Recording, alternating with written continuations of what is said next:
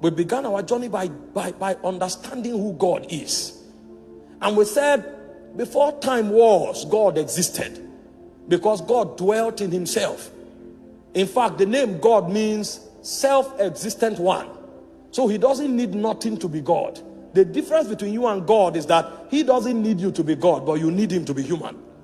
So before creation ever was, God was. Before the spirit realm was created, he existed in himself. So God was both him and he was the house of God. Because God lived as God and he lived in God. And he needed nothing to be God. But a point came when love compelled him.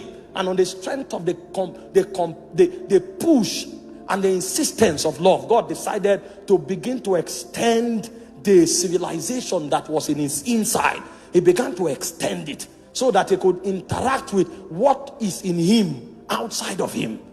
So the idea behind creation, the 24 elders told us, is that all things should please God. So what was happening between the Father, the Son, and the Spirit, he wanted to extend it beyond his boundaries so that he could interact with other beings outside of him. That was why he began the project of creation. So that when he interacts with the angelic, that which happened in the community of the Godhead can happen outside of the community of the Godhead. That was why creation was designed. And we said for creation to be accurate, we must go back to understand what is it that governed the civilization of God. And we said there were three things that govern the civilization of God. The first is the will of the Father.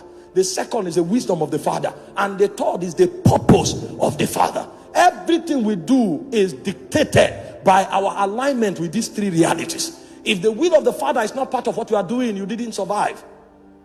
If the wisdom of the Father does not govern what you do, you did not exist.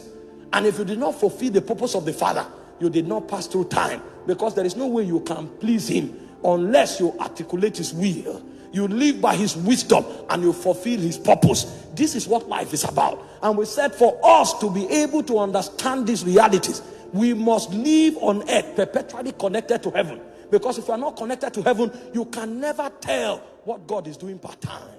The accuracy of